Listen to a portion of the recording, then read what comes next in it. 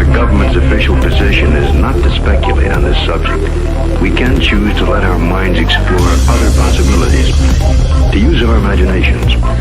For if we consider that astroscientists agree on one point, that the possibility of life elsewhere is not only quite probable, some feel it is there without a doubt.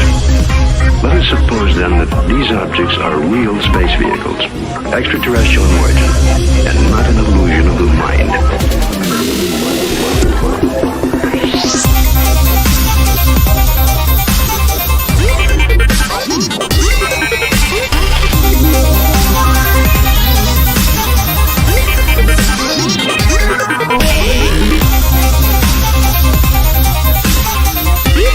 There's nothing to hide. There's nothing to hide at all.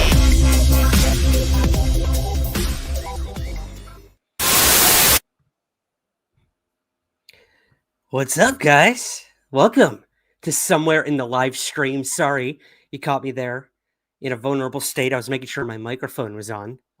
You never know. Never know with this show. I'm always doing something wrong.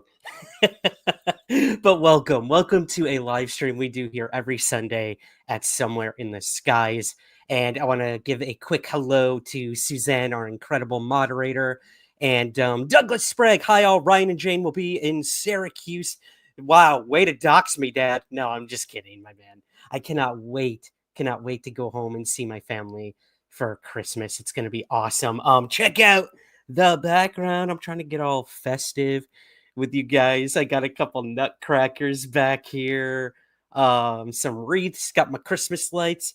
I got this awesome framed piece of art that Suzanne gave me. Decked the halls with that. So yeah, we're having a good time. And then boom, how do I do this? Sorry, I'm so bad at this. Saucer Country.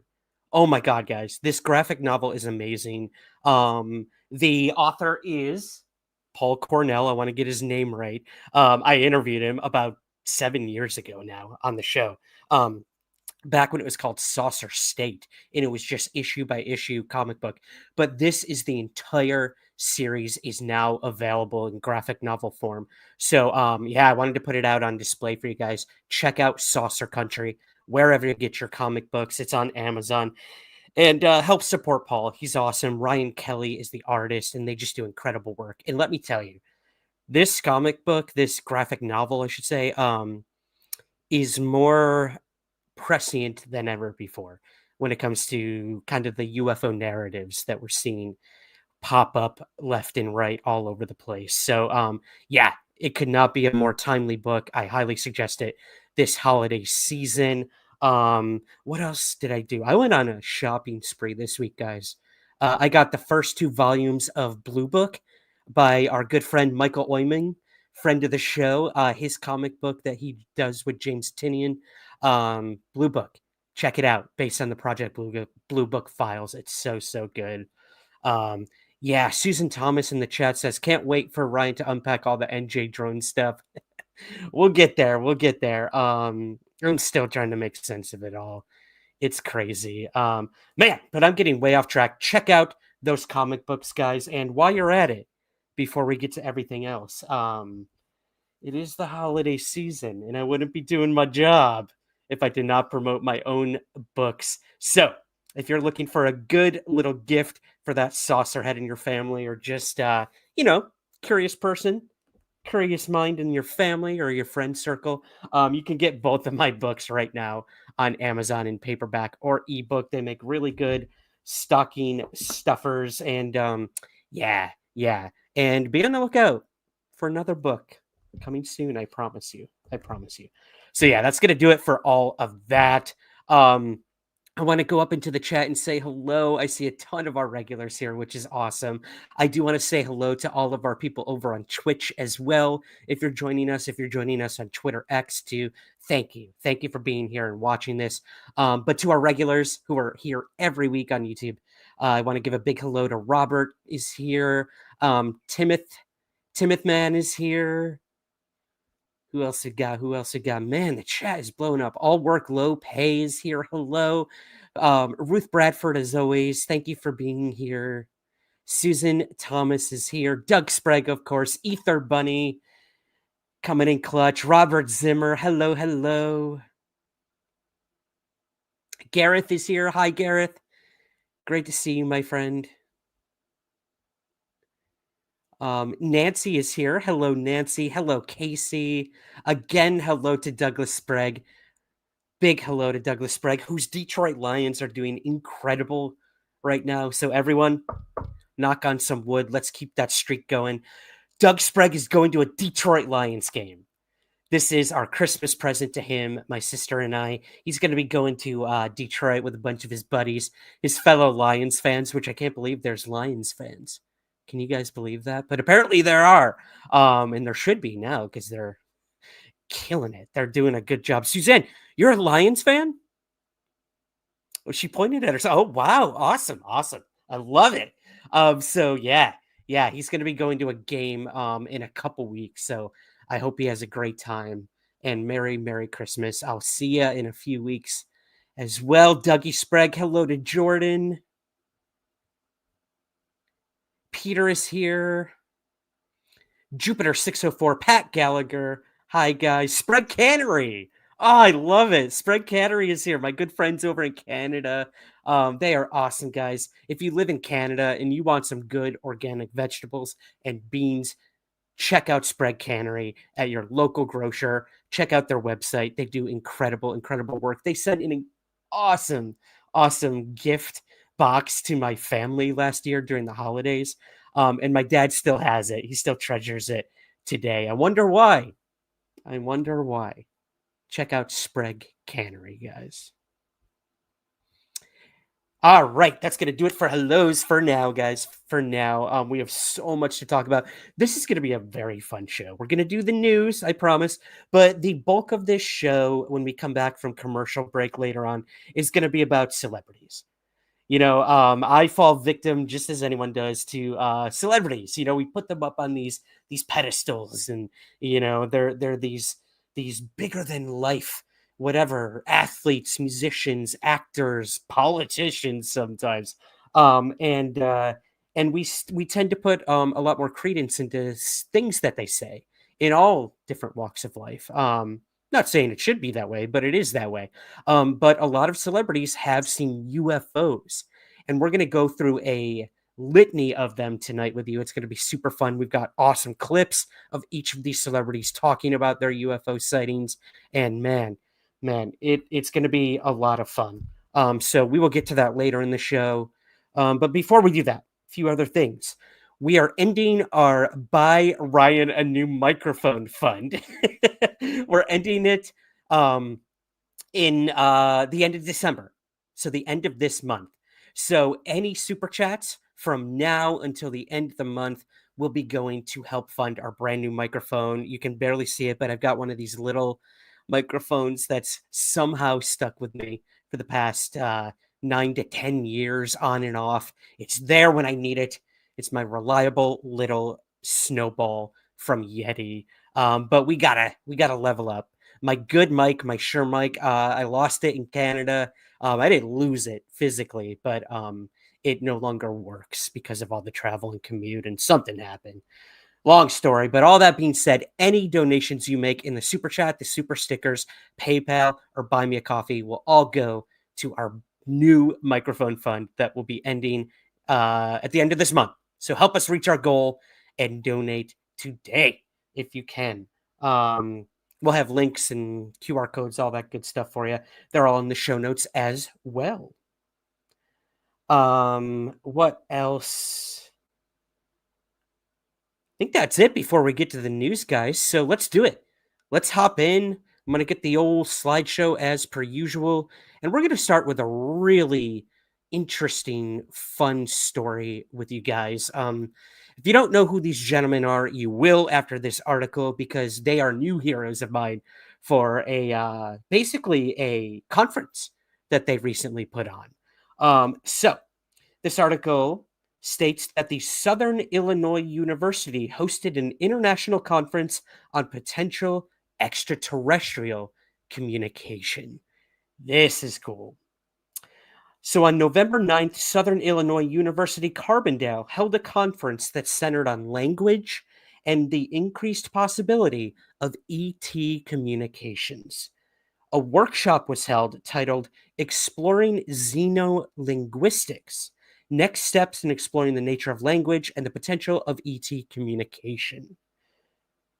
The conference probed questions concerning the nature of human language, communication, and cognition, said Jeffrey Punske, an associate professor of linguistics at SIU Carbondale. You see him on the left if you're watching this on YouTube. And Punske and Douglas Vakach, who you see on the right, president of MEDI International, a workshop co-sponsor, co-edited Xenolinguistics Towards the Science of ET Language. The workshop featured keynote talks from Irene Pepperberg, an adjunct research professor at Boston University. Excuse me, I'm talking too fast again. And Matthew Brown, professor of philosophy and director of the Center for Dewey Studies at SIU Carbondale. It'll include speakers from as far away as Germany and Japan as well. So cool. Xenolinguistics involves the study of human and animal language communication systems to envision the communication and how it might occur with ET life. Punske says he hopes the conference provides a fresh perspective on the research along with public involvement and interest. Valkoch said the better humans can understand communication between life forms on Earth, the better we can comprehend extraterrestrials. Valkoch said, we used to think that human language was unique, having features never found in animal communication. The more we learn about other species, the more similarities that we find. That's cool. That is cool. Bridging that gap between humans and animals. Can you imagine if one day we can understand our pets? That will be a day we'll never, ever forget, for sure. And I mean, look, I've had a bunch of dogs throughout my life, and they get sick and stuff like that, but they can't tell you what's wrong with them. So you kind of just see them suffer, or like something's off. And can you imagine if like one day your animal can just like come up to you and somehow be like, hey, my tummy hurts. Hey, I need to go outside. Stuff like that. It'll be interesting. For sure. It'll be interesting if that ever happens. Back to the article. Those are my hypotheticals. The conference takes place. The conference took place 1 week before the 50th anniversary of humankind's first radio message to the stars, transmitted from the Arecibo Observatory in Puerto Rico back in 1974. Valkoch said the first message included key concepts drawn from the work of astronomers, biologists, and chemists. But what if linguists designed our interstellar messages instead? What would that tell ETs about humanity? The answers that we get to these questions in Carbondale could be critical to making first contact.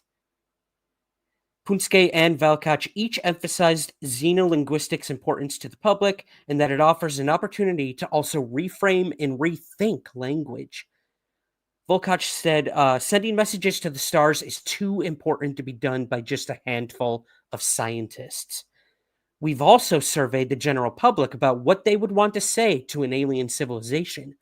The more the general public knows about the challenges of interstellar communication, the better they will be able to contribute. And lastly, this is pretty cool, guys, to wrap up this article. MEDI International is a nonprofit research organization that transmits radio messages to nearby stars in hopes of making first contact. Valkoch noted in 2017, MEDI transmitted the first message designed for blind aliens for the IceCat radar transmitter in Tromsø, Norway, north of the Arctic Circle. And on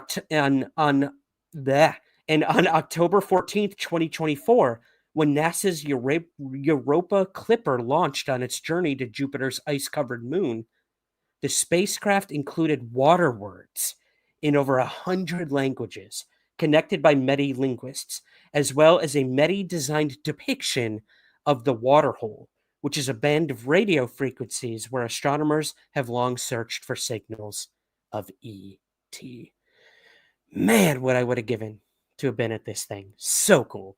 So cool that they got the public involved and the public could like send their messages out in water languages. What?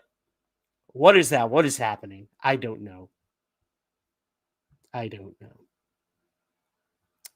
I'm going to go up into the chat and see what you guys are saying. I also see a couple super chats here. I want to give a huge shout out to James Craig. Thank you so much, buddy, for the Christmas microphone fund. Thank you, James. A very happy holiday to you and yours, my man. The countdown is on. I've got a huge surprise for you guys at the end of this live stream about something we're going to be doing this Tuesday. Oh, man, I am psyched. Thank you so much to Timoth, man. Microphone Lives Matter. Thanks, buddy. And to Let's Talk Tech. Thank you so much for the super sticker, guys. Really, really do appreciate that. Hello to Zutex over on Twitch. To Pluto as well. Who else we got here? Metal Hendrix. Welcome, my friend. Welcome, welcome. Who else is here? Pandacera is here. Welcome, Pandacera.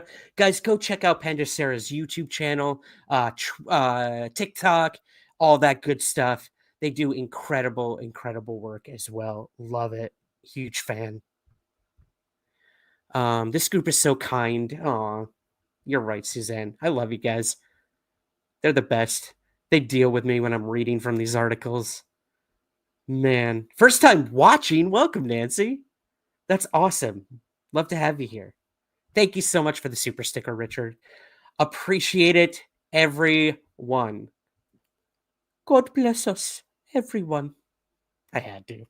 I played Tiny Tim. I've played Tiny Tim, and I was in my mid-20s. What do we got? What's coming up next? There's no way we're there already. We're not to drones yet. Not yet, guys. Not yet. We're going to move to our next story here. And this is bringing us back to AARO. So a couple weeks ago, we live streamed the Senate UAP hearing that took place between Senator Gillibrand, members of the Select Committee, Oversight Select Committee on Armed Services, I believe. I might be butchering that. But they spoke with John Kozlowski, the new head of AARO. Suzanne and I live streamed it, did a whole debrief on it. We thought it was great. We thought it was an awesome sort of hearing. A lot of people beg to differ, and I totally respect that. Will it move the conversation forward with anomalous UAP? I think so. I mean, John shared some anomalous cases with the public, which I thought was awesome. It was light years ahead of what the other guy did. Yes, I do know his name, but I'm going to call him the other guy. And yeah, I thought it was great. I thought they really gave us an idea of where AARO is heading, what they're doing, how they're doing it, cases they've debunked, which is important, which is very important. Not debunked, but explained. I like using that word. That word has a much more pillowy feel to it. But yeah, all this to say, this happened this week. This came to our attention from DD Johnson over on Twitter, as usual, doing incredible work over there. Shout out to DD Johnson. AARO held a classified briefing for lawmakers, and this came after the hearing. This was not the closed briefing that took place before the open hearing. This was completely different. This took place a few days ago, and this was a closed briefing where members of the House Oversight Committee, they heard from John Kozlowski and AARO inside a secure room at the Capitol. So what is that? What's going on? Let's watch a quick video about it and talk a little bit more about this on the other side. Where's that video? Here we go. Pentagon's Office for UFO Investigations will shed some light on the really bizarre sights above our skies that a lot of people have been seeing. House lawmakers are set for a classified briefing from the new AARO chief, who's already saying he has seen several reports that he and his team just can't fully explain. News Nation's Tom Dempsey has more from Capitol Hill this morning. Tom, what are we expecting behind closed doors today? Tell me it's something juicy. Yeah, good morning, Marky. Oh, to be a fly on the wall for this one, but even that might be tough to pull off. We're talking about a classified briefing likely taking place inside one of the secure rooms here at the Capitol. It's going to be members of the House Oversight Committee meeting with this group from the Pentagon that investigates reports of unidentified anomalous phenomena.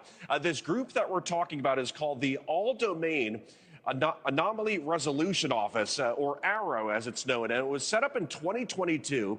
Now today, though, with its growing caseload, it has finally reached a full operational capacity. A Department of Defense spokesperson telling News Nation that AARO can now fully carry out its mission to investigate bizarre or unexplained sightings in the sky. Today's classified meeting with AARO's new chief, John Kozlowski, comes after UAP hearings last month and the release of AARO's annual report. In it, we learned some really interesting stuff. We learned that from May of last year to June this year, the office reviewed over 750 new reports of UAPs, identifying 21 of them as needing more analysis. So what does that mean? AARO says it has not seen any evidence of alien technology, but it continues to investigate and explore each case. Underscoring their findings, the AARO director said, quote, "There are interesting cases that I, with my physics and engineering background and time in the intelligence community, I do not understand, and I don't know anybody else who understands." And Marky, to make this even just a little bit more interesting, in that report, they even mention objects like a jellyfish with multicolored flashing lights. Very easy to get caught up in the intrigue of this meeting happening today. But again, this is all happening behind closed doors. Absolutely no television cameras allowed in a meeting like this. But the House members likely to ask more about what AARO's doing right now and some of the reports they're getting. And also, this is serving as a follow-up to a meeting that occurred last month with AARO.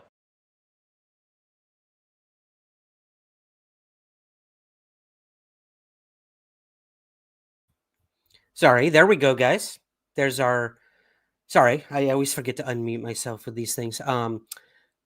Interesting.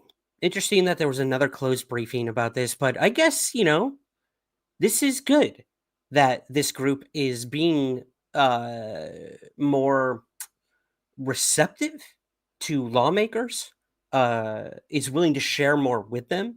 Now, I don't know if they mentioned it in the clip. Sorry, I was looking at what we're talking about next for a second. But the dude who kind of co-chaired the House hearing, Grotham, I believe was his name, he was present at this closed hearing, and he got to ask questions because, there was so much talk during the House UFO hearing that lawmakers are being left in the dark and that AARO can't be trusted, blah, blah, blah.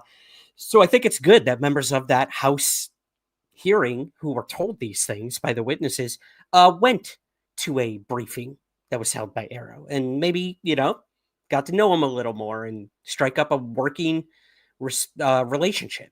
And that can only be a good thing. Communication is key. Communication leads to transparency, usually. But yeah, it's an interesting story nonetheless. And look, it's good to know when these things are happening. Will we find out anything that was said at the classified briefing? Probably not. But hey, Matt Laszlo is probably on the case. And I'm sure he's already put some clips out there that I didn't even get a chance to look at. But yeah. Cool story. Cool story, bro. Want to give a big shout out to Dalen. I see is here. Joseph is here. Also, sorry to Moth, whatever I was calling you earlier. It's T Mothman. I just got it. Suzanne set me straight on that. So thank you for that. Yeah. Hello to Jake. Donnie Falls is here as well. Welcome, guys. So good to see you guys. Pat Gallagher, I got something for you, buddy. Always asking me what I'm drinking. I forgot to mention earlier. Tonight, I am drinking a brown ale. And this comes to us. I can't really see it. The glare's too bad. This comes to us from Belfast. Let's go. I love it. I love it. Little brown ale action. Let's see if I can pour better than last week. That was embarrassing to say the least. Yeah, you're going to sit here and watch me pour a whole beer. Deal with it. Oh, so much better. Someone hire me. The bars here won't. I'm not aggressive enough. I'm too nice of a guy to work at a bar in Scotland. But anyways, cheers to you guys.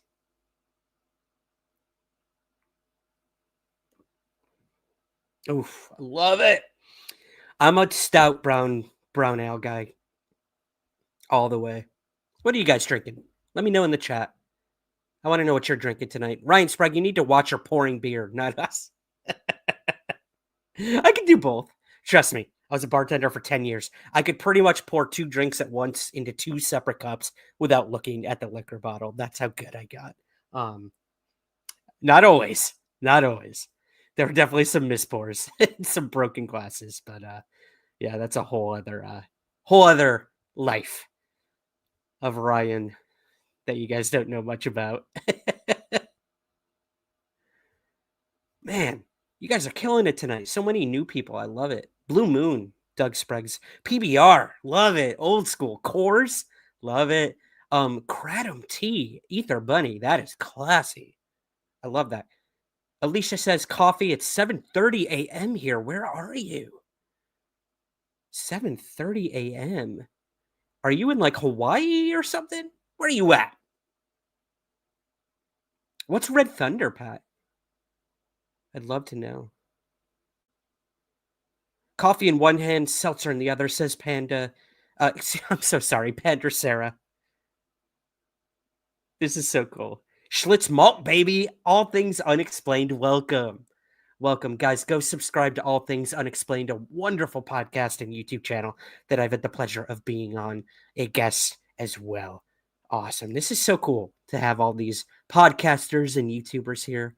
We're one big happy family, and that family is going to grow larger when I make an announcement at the end of the show. So stay tuned. But let's move to our next story. George Knapp, Jeremy Corbell. Let's get weaponized. I had to, sorry. Jeremy Corbell and George Knapp explain why the House UFO hearing was lame. Let's play the video.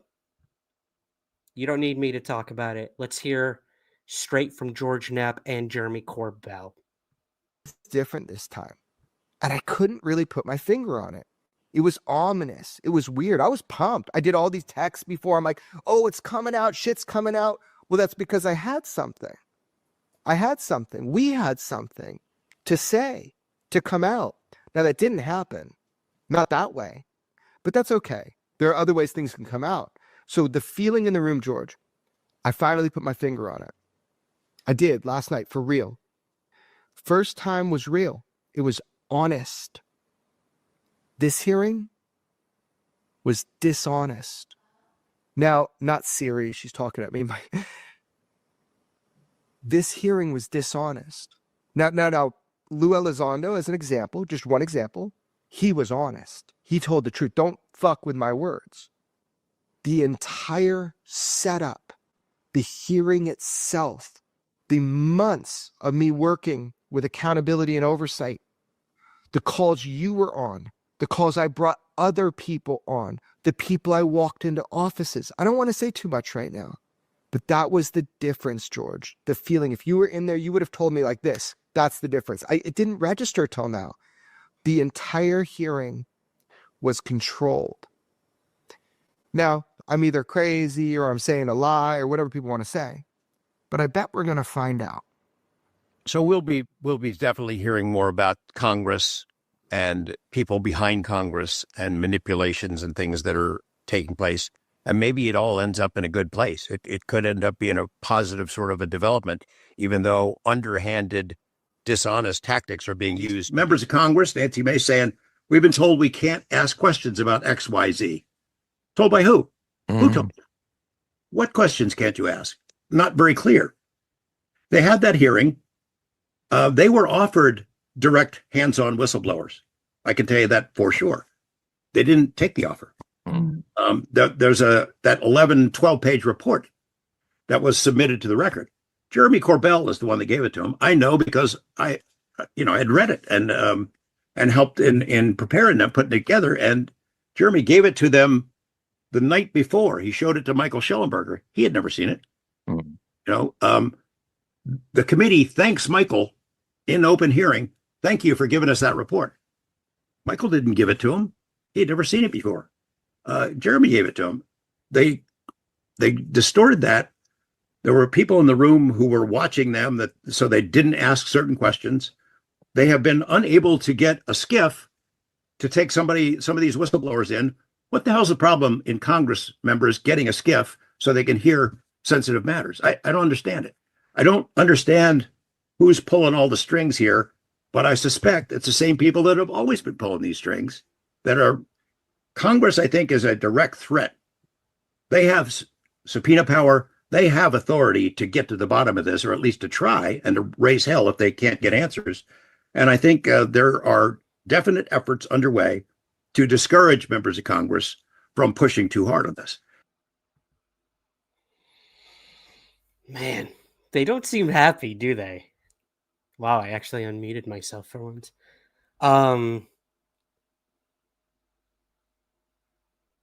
A dishonest congressional UFO hearing. Go figure, right? I wonder what that's in reference to.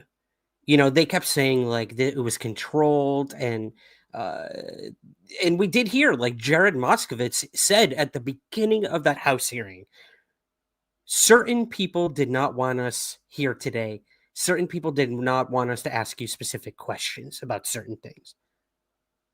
That really threw me off. I know Suzanne and I kind of like double took one another, like, what the heck? What did he just say? Like, they were strong-armed into not asking things. Crazy. You've got the whole controversy with the Immaculate Constellation report that Corbell gave to Mace, that whole dramatic thing that happened. Schellenberger sort of took credit for it after the hearing. That's a whole other story.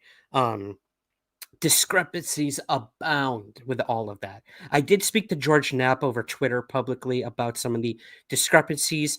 He cleared up some stuff, but it actually, for me, made things even more difficult to understand. And I'm not blaming George Knapp for any of that.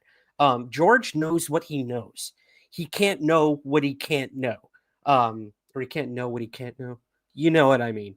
Do you? Wow. My head's spinning. I do understand what they're saying. It seemed that hearing was terrible. Like, look, there was a WWE pay-per-view, again, another one that took place this weekend, and we rate the matches, and then we rate the overall event. So I'm going to give that House hearing a 1. Nothing new came to light. Were there some interesting things said? Yeah, of course there were. But it was nothing none of us have heard before. Maybe the general public it was. But it only added more confusion. I mean, some of the members that were asking the questions got so frustrated that I'm sure they're never going to look into this stuff again. Where others might still pursue it. I think, again, it's cool that the co-chair of the House hearing went to this classified briefing with AARO. It's clear that he wants to learn more. But this whole idea that like these Congress members can't get into a skiff is ridiculous. George Knapp and Jeremy Corbell were in a skiff. They got into a skiff. So if 2 journalists can get into one, how the hell can our lawmakers? It makes no sense whatsoever. Maybe what they're told in the skiff, that's a whole different story. But the fact that they can't even get access to one, either A, that's not true at all, or B, someone's lying, or C, someone is stopping them from getting into these skiffs and finding out the 40 whistleblowers that David Grush is talking about, to find the names of these Immaculate Constellation programs, or, which aerospace companies are in possession of non-human wreckage or bodies or whatever. God, it's just so dizzying, all of it. So I understand the frustration by George and Corbell, who are doing their own thing. Like, I could tell in the chat, people are very divisive on these two. I get it. Trust me. They don't help themselves when it comes to that divisiveness. I'll tell you that much. And look, I'm cool with both of them. I've had George on the show. I've had Corbell on the show many times. Doesn't mean I agree with the way they handle things, the way they present things. But I appreciate that they take the time to do it. And I'm still waiting. They promised we were going to get some sort of big thing if this hearing didn't go the way they wanted it to, and it clearly did not. So proof is in the pudding, gentlemen. Ball's in your court. I want to know what you're going to do. We all do. So here's to you guys. Make it happen, please. All right, going to go up into the chat for just a moment here. Michelle, you are UAP Tiny Tim. I love it. I'll take it. That's a moniker. That is a moniker I can get behind. Hello, Lord Boss. Can get to skiff still need to be Gang of 8. Interesting. Gang of 8 is a whole other conversation. Goodbye, James Craig. Thanks for being here, buddy. Always appreciate it. Did I see MJ12 in the chat? Nice, Metal Hendrix. Hello to Happy Hobbit Curious Inc. Wow. How frustrating is that? It is. Good to hear from you. Thank you so much, Claudette.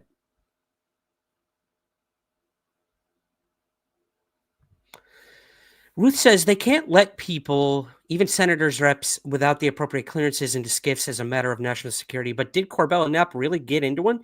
They said they did. They said they have been in a skiff. I don't know.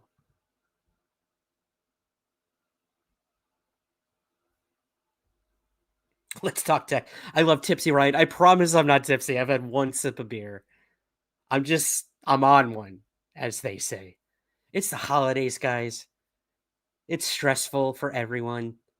It's also a good, fun time. A time to remember everything that's happened throughout the year. Not just UFOs, just in your life in general. To reflect, to be with family, to realize how fortunate a lot of us are. You know, there's a lot of bad things going on in the world. And the fact that we can all be here over a live stream talking about flying saucers, that's not lost on me. And I feel extremely lucky and fortunate to be here, be safe, to be with you guys and doing this. And I think we all should. So what the hell was that? Where did that preachy Tiny Tim come from? God bless us, everyone. All right, let's move to our next story. This is an interesting one. Ryan Graves, good old Ryan Graves, who Suzanne had the immense pleasure of meeting recently at the Seoul conference. So many of you know Ryan. He's a pilot, former pilot, who runs the, I don't remember the acronym, but it's like the Safe Aerospace Association. But anyways, he was, a part of the events that happened on the East Coast, the Go Fast, the Gimbal. He did not physically see the objects with his eyes, but he was made aware of the videos and when they were taken and everything. And that kind of has to do with this clip I'm going to show you. Ryan Graves says pilot from 2015 USS Roosevelt UFO incident is going public. Finally, we're going to hear from another pilot that was actually a part of the events that happened on the East Coast. Not only that, but they filmed it. They were the ones that filmed it. So let's go ahead and play this quick clip for you guys. I believe it's with Jesse Michaels. I could be wrong. But yeah, give this a watch. Yeah, I'll talk about it a little bit, So, I mean, when I first saw the New York Times pop, massive deja vu. Right? I'm seeing this, what the heck, And my gosh, that's the video I saw in the classified space. My very good buddy, I'm not going to say his name, who recorded that video. And, of course, the pilot in the front seat as well. But this particular gentleman, he was at my wedding party. Wow. We went through training in Virginia when we first got on the F-18 together. We went to the boat for the first time at night together. We got sent to the same squadron after that together. And then as I was leaving that squadron, he actually put in a package to transfer from a weapons system officer, the backseat guy, to become a pilot. Then he got assigned to the same place I was instructing. So we spent most of those 11 years or so hanging out together. We were very good friends. And, you know, we got to talk just recently, and he actually shared something with me. Which we should specify which video. Yeah, well, yeah. But he shared something new on one of the now famous videos, in particular the Go Fast video.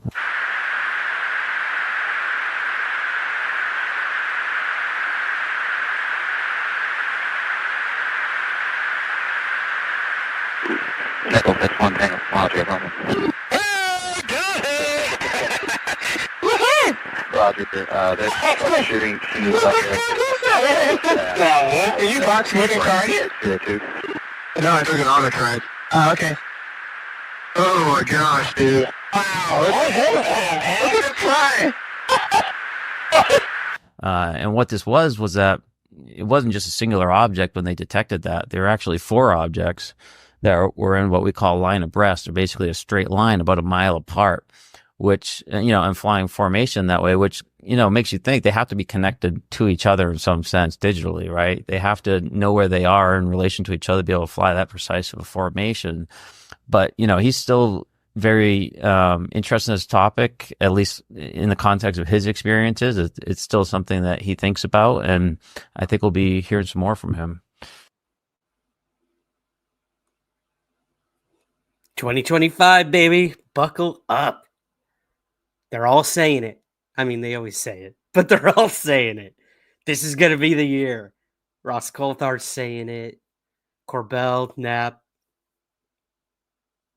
Look, I'll give them this. You know, we always, and the skeptics and everything always laugh with the, you know, stay tuned, big news coming, and we all roll our eyes when it happens. But most of these people deliver. They show receipts in some respects.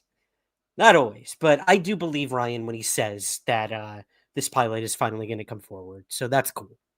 That's cool. I'd love to get their perspective on it. And man, we've seen those videos a million times now, but they never get old. Hearing them talk about it, how excited they were and enthralled. It's so interesting. Even if it was just a balloon, as AARO would like to think. Or maybe even Mick West. Speaking of which, Mickey West going to make a little appearance later in the show. Not live, not or anything like that, but he will. Okay. Who's ready to step into the zone? Not the Twilight Zone. Suzanne's raising her hand. Who's ready to take the highway to the drone zone? Again. A few of you guys are like, oh, I can't wait for you to break all this down. That's not what this show is about tonight. Tonight is about UFOs and celebrities. We're gonna get there because we're going on 45 minutes already. I'm gonna speed things up, baby. Let's go on turbo.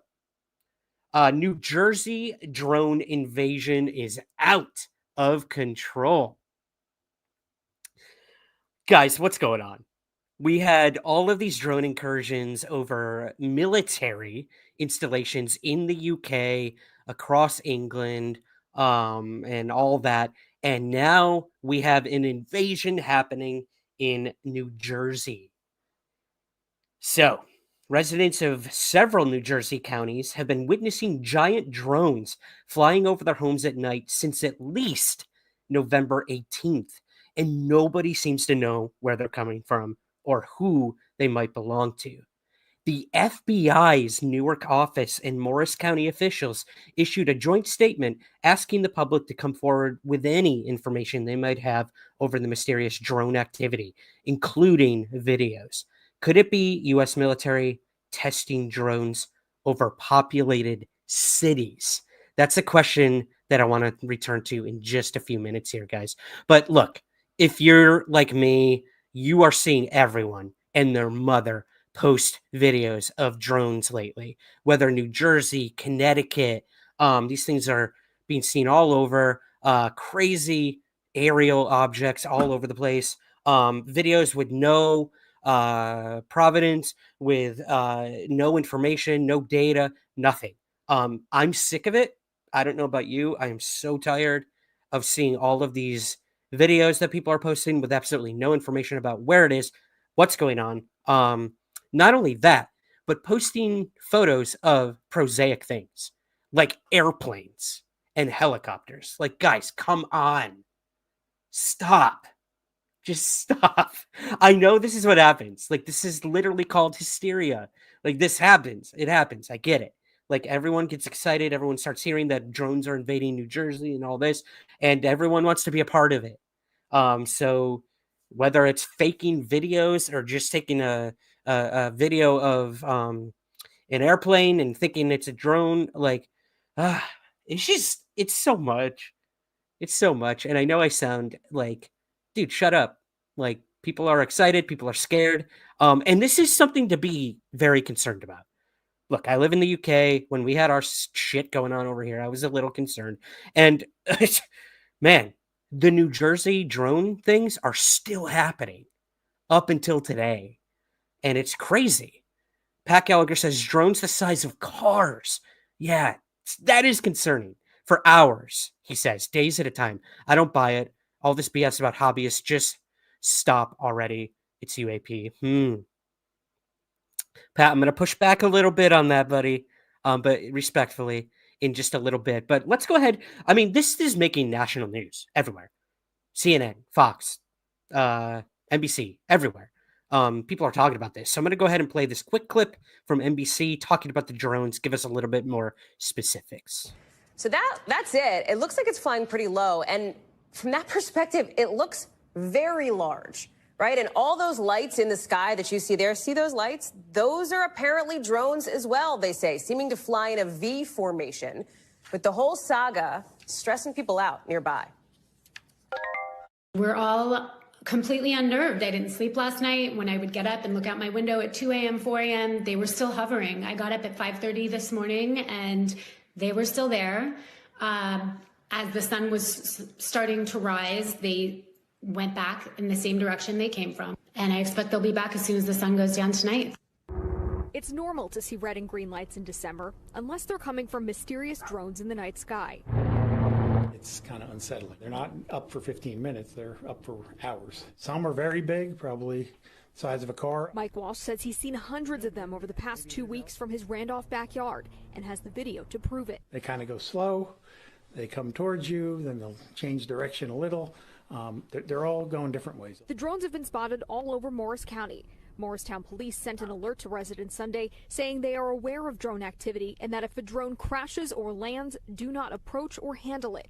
The FBI's Newark field office would only say it is working with other law enforcement agencies to figure out what's going on, but at the moment doesn't have enough information to share. A lot of people want to know what's going on. I think more people are coming around to that, oh, this is going on and maybe it's not good. Nancy Reed didn't want to show her face on camera, but says she's seen the drones every night since November 18th. I can see them right out my bedroom window. I can watch them. Last night was about 5:30, so it was earlier.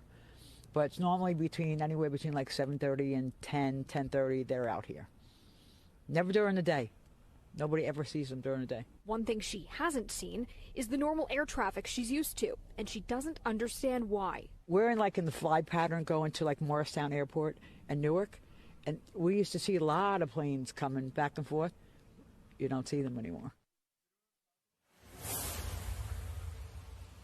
Now, we also reached out to Picatinny Arsenal because of reports that the drones were flying over the military base. So far, we have not heard back.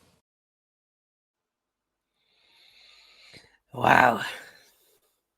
It's alarming. I'm not going to lie. Like, who is doing this and why? Why? And why is it happening all over the world? Man. It's crazy. Like, it's easy for me to be like, stop posting photos of drones and airplanes, but it's just the way the world works now. And look, if I was in New Jersey and I was seeing these things for hours on end, I guess I would feel the same way. So I got an interesting comment here. Zutex, if these are Russians or any other adversary drones, why would they fly with lights on? Show of power, show of force. Psychological warfare has always been something Russia was very good at.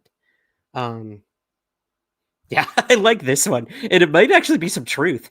Ruth says Amazon drone deliveries picking up for Christmas. Yeah, and it is the season, right? Like those things are becoming more and more common. So I'm sure some of them could be. I want to stress this critical mindset. Welcome to the show. We had them in Evesham and moving into Cherry Hill.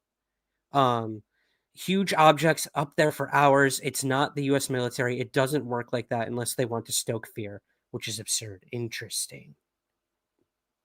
If they're really car sized, that's wow.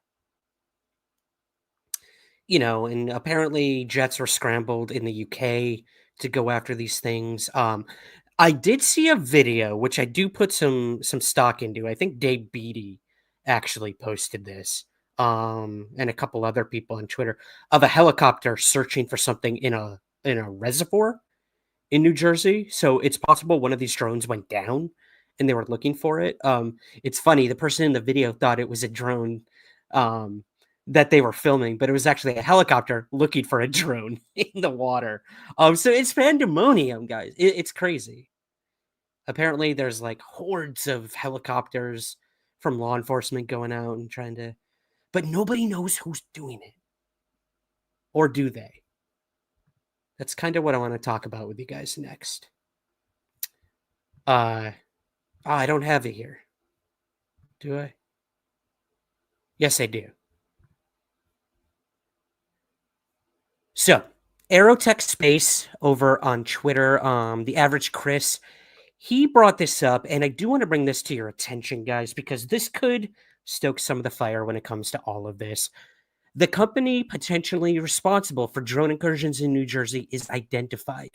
So Chris says, with some excellent work by Plastic Patio 9, he may have helped identify the company responsible for the recent drone situation all over the news. Skygear Media is a company of specialist drone operators that provide personnel provision for large-scale aerial objects with unmanned aircraft. Their focus is providing drone capabilities to perform anything from maritime and public safety operations to helping with post-crisis or telecom surveys, to include surveying large towers and post-storm damage. Attached are several screenshots of conversations on social media in which Daniel Herbert, a confirmed employee with Skygear, has been commenting, suggesting that not only are they the potential cause for the drone activity surge, but that local law enforcement are aware. He also commented and stated maybe the people that know what's going on understand that it's nothing nefarious, but they're working under orders to not share details with the public yet. So this could explain some of it. Maybe all of it, maybe none of it. But it's interesting, nonetheless, that this Daniel Herbert has come forward and said, yeah, I think we might be responsible for this stuff. But could they really be responsible for all of it is the real question. I doubt it. But hey, look, average Chris doing the work, putting the legwork in, finding these people who've commented about it and looking into it. And I highly commend that. And it could explain some of this stuff going on in New Jersey. But not all of it. Pat is seething right now at me. I know he is. Russia seems to be the popular thing.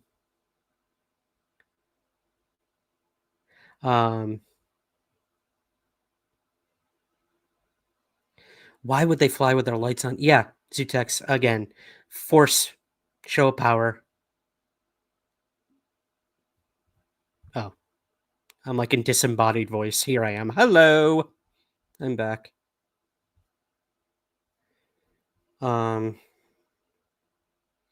Android says it ain't Russia. They could not even defend against some Syrian rebels. Maybe China, but definitely not Russia. Hey, China's in the mix too.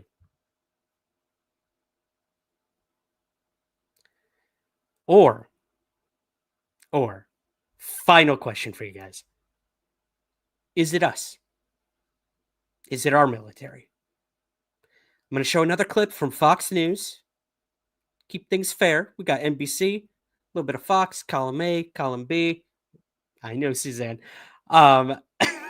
But I'm going to show this clip because they ask an interesting question, which I want to get your guys' thoughts on. And then I promise we'll get to UFOs and celebrities because it's going to be so fun. I cannot wait for you guys to see what we've compiled. But take a look at this clip. Want to get your thoughts on this. Sources tell us there's a possibility that these drones are actually very advanced military craft and that the Pentagon's testing these drones over friendly American territory. Drone warfare has become so critical, as we've seen in Ukraine, that the U.S. military needs to test American drone capability in residential and urban areas. But the DoD is acting like these drones are a real concern. Listen. This week, the Secretary signed a classified strategy for countering unmanned systems, more commonly known as drones, have the potential to pose both an urgent and enduring threat to U.S. personnel, facilities, and assets overseas, and increasingly in the U.S. homeland. As you know, the threats presented by these systems are changing how wars are fought. The DoD is orienting around a common understanding of the challenge and a comprehensive approach to addressing it. Meanwhile, the FAA is issuing a warning. If they catch whoever's flying these drones, they're going to hit them with fines and revoke their licenses. That sounds kind of like a lot of hot air, because how can you find somebody you can't even find? I don't know. Could it be? Could it be some sort of way that the military wants to see how the public reacts in a situation like this? A lot of people think, and I'm not saying I'm one of these people, I'm actually not, but a lot of people think that the Phoenix Lights was the same thing. Not drones per se, but some huge sort of stealth craft of some sort that they wanted to put over a populated city to see if people reported it, to see if people could see it, to see if how many people reported it. I can't pretend to know like why they would try and gather intelligence like that on their own people in terms of those things. But who knows? Who knows? We also have to take what Fox News says with a grain of salt. So there's that. Same could be said for all mainstream media, let's be honest. But yeah, it's an interesting theory. Android says, if it's us, then why would our government send FBI to investigate an actor of cover-up? Yeah. I mean, send them out, pretend to be investigating situations like that, maybe. Again, I'm not saying that's what's happening, but critical mindset. Ross Coulthard said his sources in Polish intelligence are positive the UK sightings are not Russia. Russia is beyond overextended. Interesting. Interesting if true. Let me see here. I don't know, guys. It's crazy. We'll see. We'll see if this all continues and if there's any answers. Maybe someone will come forward. Maybe no one will come forward. This will come and go, and we'll never speak of it again. Tim McMillan at The Debrief brought up a really good point on Andy McGrillen's show, That UFO Podcast. Go subscribe. He brought up a good point that last year alone, there were over 600 drone incursions over installations throughout North America and the UK. That's astounding. That's insane. So the fact that we're now just hearing about a lot of these things, I get why everyone's making a big deal. They're like, oh my God, this is the first time this has ever happened. It's so scary. But apparently this happens a lot more than we think it does. It's just not talked about. It's not made public. But whatever's going on, it is aggressive right now. Maybe there was some sort of in the shadows aspect to it all, but it seems like things are ramping up with whatever these drones, whatever the sources behind these drones are. But yeah, that's all I got for drones, guys. I'm so sick of talking about them. I'm sorry. I am not the show if you want to keep talking about the drone zone. But yeah, let me know what you think. I want to know what you think. Are these drones? Are these aliens from Zeta Reticuli? What is going on And where's it all heading? We'll see. The Pentagon's now involved. Woo.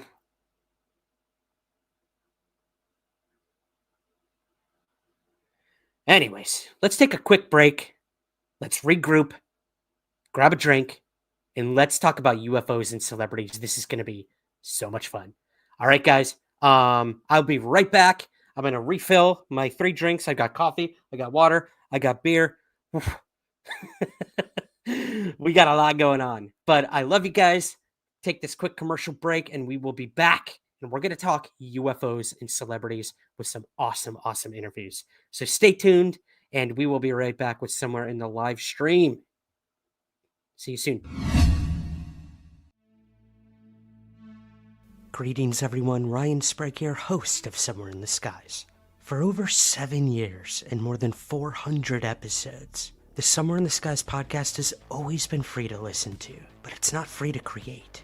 So we offer several ways to help support our efforts and get rewards in return. If you listen to the podcast on Apple, you can click the subscribe button at the top of your Somewhere in the Skies feed to become a premium Apple subscriber. Or you can join our Patreon campaign with several tiers available. Both of these options give you the same benefits and rewards: ad-free episodes, early access to the main show, and bonus episodes and content. Help keep the lights on at the Somewhere in the Skies HQ, and help us continue to grow by becoming a Patreon subscriber at patreon.com/somewhereskies, or by clicking the subscribe button at the top of your Apple feed. Thank you for your continued support, and keep looking up.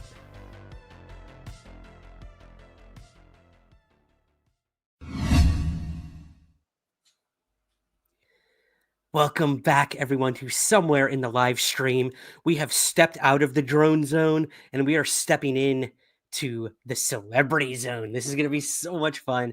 I've been meaning to do this for a while, and it comes on the heels of an episode of the Somewhere in the Skies podcast that you're going to hear not this Monday, not tomorrow, but the following Monday. And it's about a brand new book that just came out, and I have it with me right here. I'm going to show it to you guys. I think I showed it to you last week, too. UFOs Who Knows. This is by Ryan S. Wood and Anthony DiLorenzo. I had the immense pleasure of interviewing both of these authors this week about the book. And basically, if you go throughout the book, it's just like endless quotes and testimony from everything from celebrities to political figures, government, religious figures, scientists, engineers, philosophers, anyone who's basically ever gone public about UFOs is in this book. It's so cool. So on the podcast, we brought up our favorites from the book. I brought up 3 of my favorites, which you'll hear about in the episode. I was able to find some clips actually of the quotes being said, which was so cool to dig and find those. So, but it got me thinking, and it got me thinking about the celebrity section, because it's a pretty big section in the book actually. And I thought it'd be cool. Like, yeah, so many celebrities have had UFO sightings, and they've been very vocal about them. Very outspoken, which celebrities often are about anything. But I thought it'd be cool to check out some of those because, you know, what else does every country in the world have in common? It's celebrities.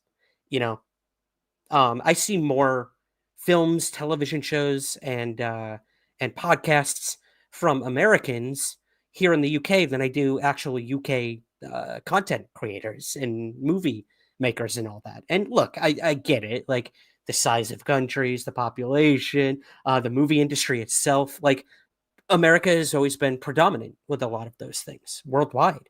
But it doesn't mean that, like, you know, other countries and people aren't seeing UFOs or anything. But we do hear a lot about celebrities in Hollywood and whatnot having these experiences. And that influences the entire world. It gets people interested. I mean, we're not going to cover her, but look at someone like Taylor Swift. Look at how many we got Swifties. Who's our Swifties in the chat? Let me know. I am not a Swiftie. Not that I don't want to be. I just don't know her music. But all this to say, like, she did a concert where a UFO abducted her. She wore this like dress with a UFO on it, and like it got a lot of people talking. Like, ooh, is she into UFOs? What does she know? Has she seen one? And then, you know, these younger people who like Taylor Swift might be like, what's a UFO? Boom. Like, you're introducing the topic to a whole new generation.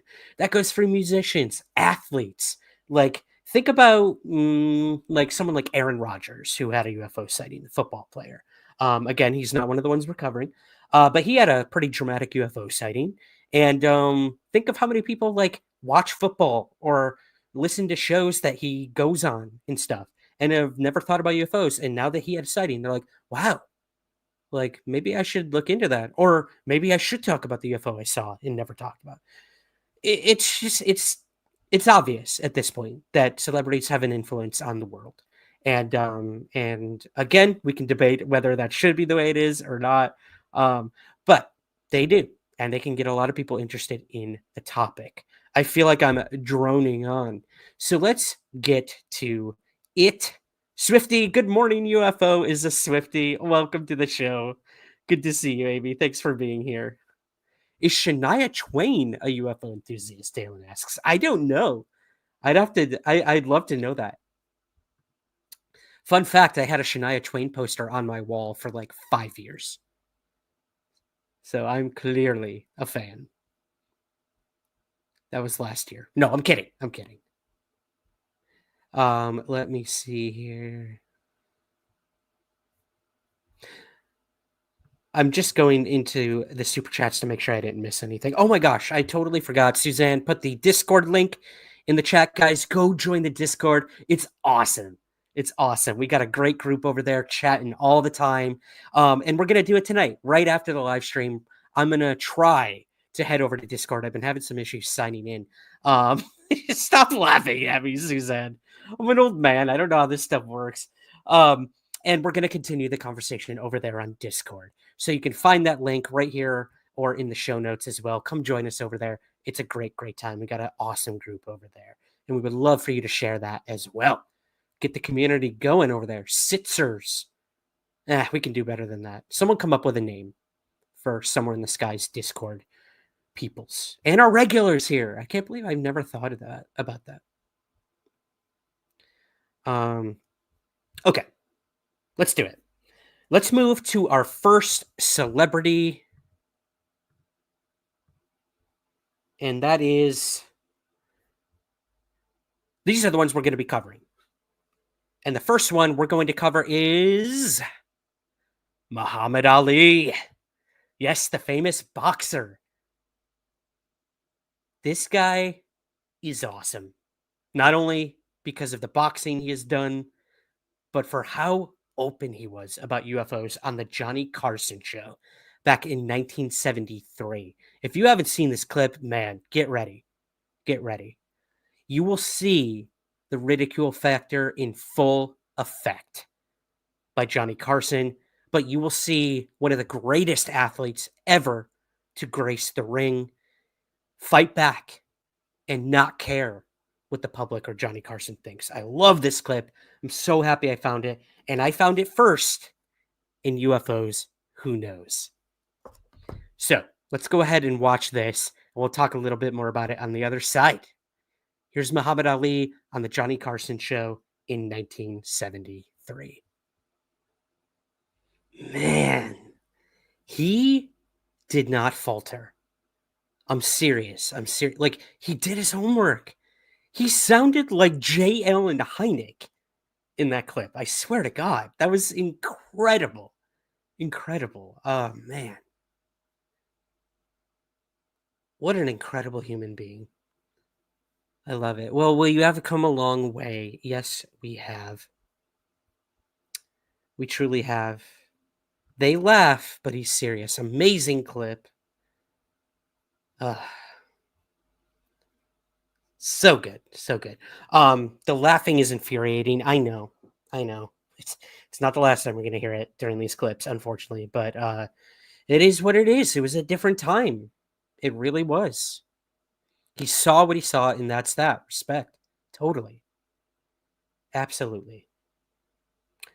Let's move, guys, to our next celebrity. And you know him. This is 1 year later. John Lennon. John Lennon is our next celebrity who had a UFO sighting in August of 1974 in New York City.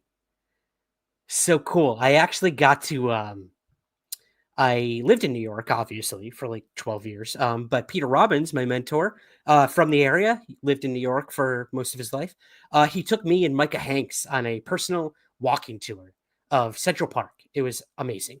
We got to see the Dakota where John Lennon lived and unfortunately lost his life.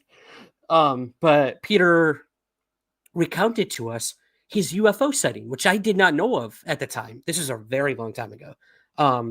And I had no idea. I had no idea that John Lennon had a UFO sighting in the middle of Manhattan in New York City.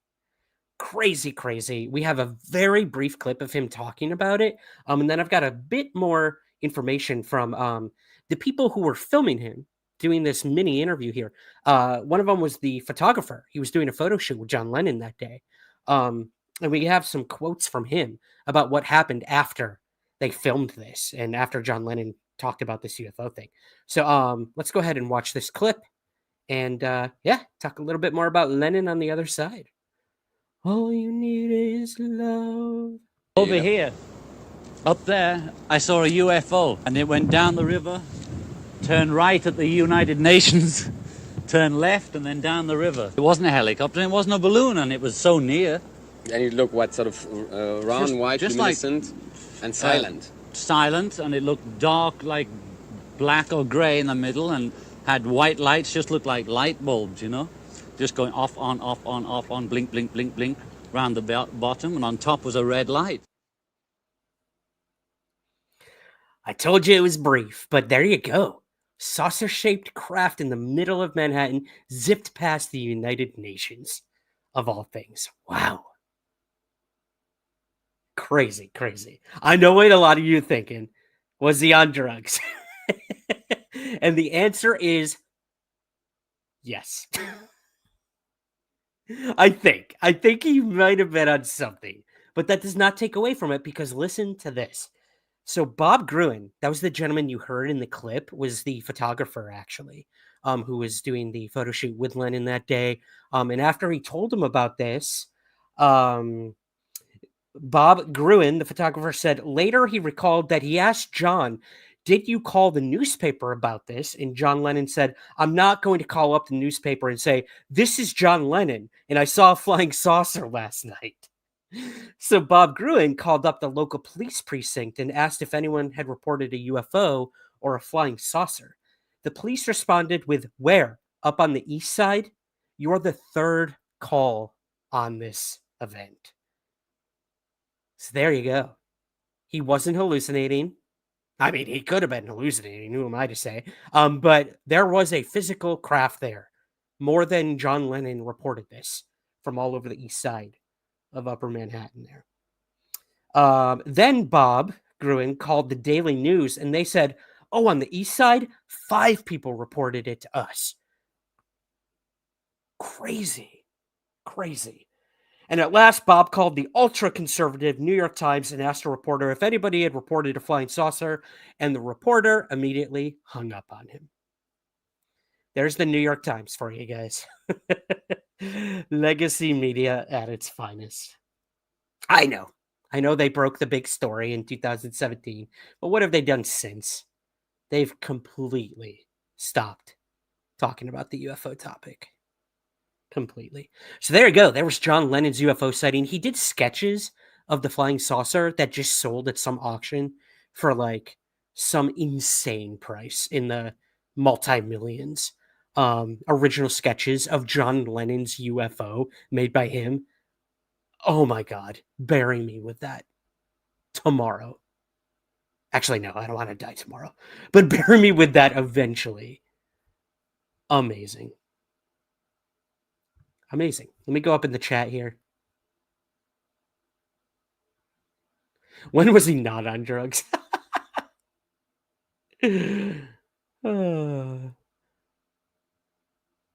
Metal Hendrix says, "My father sat me down to watch this when I was 9 years old." Wow. Metal, that's so cool. So cool. couple people are bringing up the similarities between Linda Napolitano's case and this. Yeah. UFO event right in the middle of Manhattan. Very timely. We talked about that documentary series, maybe a month or so ago, and the controversy behind it. I did re-release an episode I did all about the Linda Napolitano case, guys. Linda Cortiel. One's a pseudonym, one isn't. I always mix them up. But yeah, you can listen to that interview in the archives if you'd like. I had Peter Robbins on, who was the assistant to Bud Hopkins, who was the main investigator of that case. Very controversial. A lot going on right now with some lawsuits. But again, story for another time. Michelle said he was naked. Yes, he was. He was naked during this UFO sighting. I think he was with what was her name? Ming Peng, I believe was her name. One of his lady friends, as it were, saw this with him as well. But I think she was the one to admit that they were high at the time. But again, like, we have confirmation that other people did report it. So yeah. Michael, he was most certainly on drugs. Oops, sorry. Suzanne and I are battling with putting things up on the screen. She's doing her job. I'm the one hijacking it, so I apologize.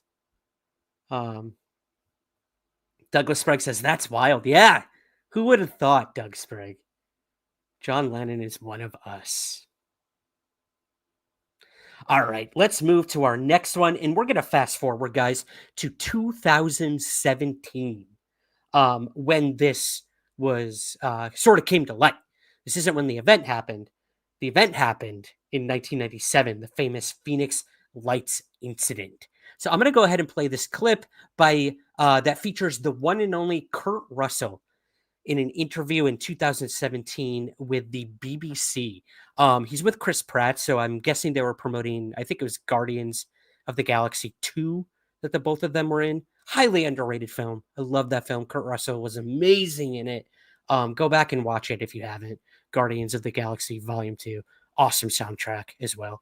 All the soundtracks to the Guardians movies. But go ahead and give this a watch. This is Kurt Russell talking about how he was one of the witnesses to the famous Phoenix Lights incident, but not only a witness. I'm not even going to say it. Just watch. I was flying him to go see his girlfriend, and we were on approach, and I saw 6 lights over the airport in absolute uniform in a V shape, and Oliver said to me, I was just looking at him, and I was coming in. We're maybe a half a mile out, and Oliver said, "Pa, what are those lights?" And I then it kind of like came out of my reverie, and I said, "I don't know what they are." I said, he said, "Are we okay here?" And I said, "Yeah, I'm gonna call him," and I reported it. And they said, "We're not painting anything. We don't show anything." I said, "Well, okay, I'm going to declare it's unidentified, it's flying, and it's 6 objects." Mm-hmm. We landed. I taxied, dropped him off, took off, went back to L.A. Never said a word. He never said a word. I never thought of it. 2 years later, Goldie is watching a television show when I came home. Yeah. And the show is on UFOs. But as I came home, "Hey, honey, how's it going?" And I'm kind of hearing the TV going, and I stopped and I started watching, and it was on that event. Now, that was the most viewed UFO event. Over 20,000 people saw that. And I'm watching this, and I'm feeling like Richard Dreyfuss in Close Encounters of the Third Kind. It's like, why do I know this? You know what? And it's not clear to me. And finally, I said. Then they said the pilot reported it. A general aviation pilot reported it on landing. I'd never thought of it since then, and I said, "That was me. That was me." And I said, "Wait a minute. I'll go to my logbooks." So I went to my logbooks, and there was the flight at that time, and I didn't mention anything about the UFO. The fascinating part of that to me is that it just went literally out of my head. Yeah. And Oliver never mentioned it. And had I not seen that show, I'd have never thought of it again. Amazing. And that, to me, was the weird part. Where'd I go? There I am. Kurt Russell was the first commercial pilot to report the Phoenix Lights incident. Insane. Oh my God, they abducted Kurt Russell. Taylor says, isn't that just crazy? Like, and again, he easily could have just brushed this off and never talked about it again. But he reported it. He did the right thing, which is crazy. Crazy, crazy, crazy. Kurt Russell was one of the 20,000 who witnessed the Phoenix lights. Were any of you in Phoenix when that happened? I'd love to know. Or did you hear about it back in 97 when it was happening? Phoenix being invaded by lights? Sound familiar? People of New Jersey? Is a different time. So cool, though. So cool. And then he said at the end there, the weirdest part was that he didn't remember. That's a whole other can of worms. I've spoken to at least a dozen now. A dozen witnesses to the Phoenix Lights incident who told me that they looked up, saw the craft or the V formation of lights, and then went back into their house as if nothing happened and forgot about it completely. What is that? And why did so many witnesses to the Phoenix Lights have that happen to them? It just gave me chills thinking about it. Crazy, crazy. Some sort of instant amnesia. I don't know. Jeffrey, so many people seem to have memory lapses immediately after experiencing an event. Yes. I don't know what that is. It could easily be like a defense mechanism of the brain. It can't comprehend what it's seeing. It blacks it out. Or it's something much more mystical, metaphysical. Kurt Russell shows how people can block out something that's so far out of the loop, you dismiss it from memory. Yeah, exactly. It's so interesting. All right, let's move to another clip with you guys here. Who do we got next? We have, I skipped one. This happened back in 2015. So we're going to talk about the gentleman in the top left if you're watching this on YouTube. That is Nick Jonas of Jonas Brothers fame. Really stepped out, became his own man, solo artist, doing great things. Seems like a really nice guy. I actually met him. When I was working at a coffee shop in Los Angeles. I worked near Hollywood, obviously, where all the big producers and actors are all the time. I met Chris Pratt too. I should mention that since we just saw him. He was nice too. Who else did I meet there? Sacha Baron Cohen was my first ever customer the first day we opened. Super nice guy. Patton Oswalt. There's a comic book shop next door to the coffee shop. So he would come in all the time, have coffee, get his comic books. Really nice guy too. Everyone was so nice. I'm forgetting people. But anyways, Nick Jonas, I remember he came in, he ordered a drink, and then he watched me meticulously make his drink. And I'm like, oh God, am I messing this up? Like, was he going to say something? And he was just so fascinated on how a barista makes a cappuccino. And I handed it to him and he was like, that was amazing. I'm like, bro, like you can't tell me this is the first cappuccino you've ever had. But he like had me go step by step with him on like how you make a cappuccino. It was so weird. So weird. Struck up a friendship with Davey Havoc. He was the lead singer of a band called AFI for any of my younger people in the crowd there, millennials, Gen Xers maybe. You know AFI. Davey Havoc and I became pretty good friends. Talked UFOs every day in the coffee shop. He'd come in after his workout next door. There was a gym on the other side, and we would talk forever. Such a nice, cool dude. Enough of me name dropping. Good Lord. We're talking UFOs and celebrities, and here I am being like, I met this person. I'm so cool. They have no idea who I am. They don't care. They don't never think of me. Anyways. Let's move to Nick's. Maybe I am tipsy, Michelle, or whoever said that in the chat. Let's move to Nick Jonas's UFO sighting. So this happened on the late night show with Seth Meyers, the interview, not the sighting. So let's give this a watch. And yeah, we will move on with more celebrities and UFOs. Here is Nick Jonas. I am on board. You are on board. So when I was 14, maybe I was in my backyard playing basketball with some friends, and I looked up in the sky, and there was 3 flying saucers. Really? So this is Hollywood, and everyone was like, it's a movie set. I was convinced it was real, and I looked up online, and there was 3 identical sightings in other states. Wow. And so I'm a firm believer in aliens. Gotcha. And terrestrial life. Demi also said she believes in mermaids. Do you believe in that? I think I'm gonna have to talk to her about that. Yeah, that's mermaids are bull. I'll believe aliens before I believe. I mean, mermaids. ideally 0. I don't believe any of it, but. Yeah. Although can if you you do? looked up and saw 3 mermaids, it'd be pretty tight. I'll tell you that. If you ever look up and see 3 mermaids, I want you going straight into the studio and writing some sweet groove, because that is some getting down music right there. Thank you so much. You can stick around and sing for us. Something has never changed, whether it's Johnny Carson or Seth Meyers. Like, they have to make a joke of it. I get it. They're comedians. It's a late night show. Like, they're not there to be advocates of ufology. They're there to promote a book, a movie, a song, an album, whatever. But it's so cool that like late night talk show hosts, there we go, bring this stuff up. Jimmy Kimmel is like so good at it. And a lot of others too. We'll get to some Jimmy Kimmel ones a little bit later. But in that clip, also 3 flying saucers. That's crazy. That's so cool. They mentioned Demi. They're speaking of Demi Lovato, which you'll see on the screen here as well. We'll get to her sighting in just a little bit. But I'm going to move to a gentleman you see here on your screen with the red hat and the gray hooded sweatshirt, and that is Albert Prodigy Johnson. He was half of the hip-hop duo Mobb Deep, and he unfortunately passed away in 2017, just months after doing this interview with Viceland. He died of a very rare disease, very tragic. But before that happened, he did an interview with Viceland, and he actually talked about a UFO sighting that he had. So I'm going to go ahead and play that clip, and we'll talk a little bit more about it on the other side. Make sure I have it here. Here we go.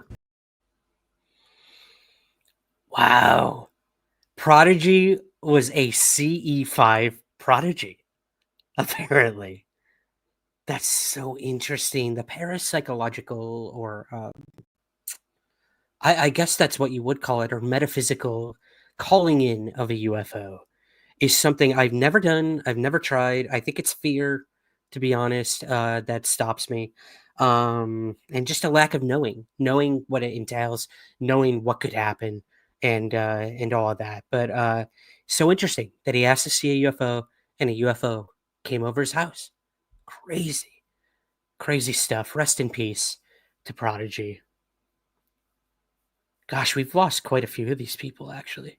Muhammad Ali, obviously, John Lennon, and Prodigy, and Chester Bennington, which we'll get to in just a little bit. So tragic, but we celebrate their lives more than we grieve their losses. And today we're talking all about their UFO sightings. Everyone in the chat is getting drunk. I love it. I love it. Let's cheers to all of these people for having the courage to come forward and talk about this. I'm almost done. Might have to bust out the whiskey. I'd rather pray to the spaghetti monster than ask for a visit from the Greys.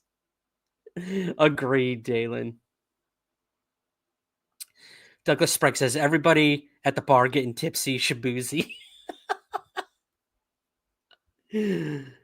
Papa Sprague put up the Christmas tree today, guys. I only saw the first photo. I got to get I got the before. I need the after. Send it my way, Dad.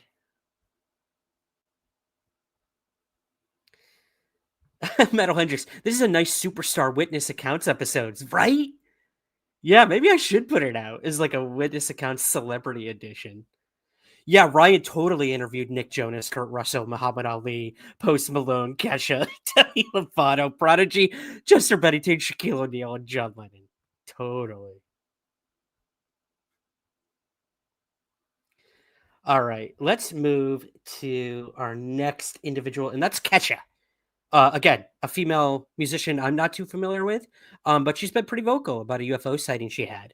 So, and I know she had an album where there was flying saucers all over it or something, and it was kind of inspired by this sighting that she had. So yeah, let's go ahead and watch this and talk a little bit more about Kesha on the other side. Do I have it? Where are you, Kesha? Oh, no. I don't have the clip. I'm going to play. We're going to move to another one. I'm going to upload it. I think I just forgot to upload it into our bank here. Let's move to the one and only Shaquille O'Neal, guys. So on in 2021, Shaquille O'Neal was on the Jimmy Kimmel show. Like I said, Jimmy Kimmel is great at asking his guests about UFOs. And Shaq had a pretty interesting answer when he was asked about UFOs. So I'm going to go ahead and play this. And yeah, let me know what you think. As someone who is just physically closer to outer space than the rest of us, what is your take on what's going on? Well, one, I totally believe in UFOs. You do? Yeah, because I look at Charles Barkley and look at his body. He's definitely an alien from another. And you know what's crazy? I never told anybody this story. In 1997, me and one of my good friends, Chris Flores, we were on a double date. The girl he married, her name is Melissa, her friend named Melissa. We were on a double date. We were coming from Hollywood Video in Madera, California. And right when we passed the fairground, by this big open lot, I could have swear I saw a flying saucer come down with all the lights, and it was spinning, and it just and took off, and everything happened in less than 5 seconds, and we all looked at each other, was like, and I know that it was a UFO. I don't care what anybody says. You never told anybody about that? Nope, you're the first person I told, because I don't want people to think I'm crazy. But right. Yeah, but since I know you're crazy and you believe in UFOs, now it's time to let the world know that Shaq believes in UFOs. That was awesome. I love Shaq. I love him as a commentator or announcer, whatever he does with the NBA now. But that was so cool. So cool to hear that he also had a UFO sighting. He takes it seriously. He believes in it. Awesome. Such a good entertainer and a good storyteller too. That was great. I found the Kesha one, so I'm going to go ahead and upload that for you guys very quickly. Give me 1 sec here. We'll get to hers. Oops. It was different this time. Wrong clip. You guys already saw him. Right. Bear with me.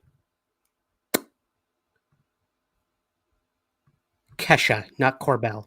An experience with UFO when I was in Joshua Tree and I was camping, and we're just like sitting on a rock, and all of a sudden there were fireballs in the sky. And for the longest time, my boyfriend and I were just sitting there, and we were just looking at them, and like we were trying to figure out like all these like really rational reasons. So at least you had a witness. No, and he's very rational guy.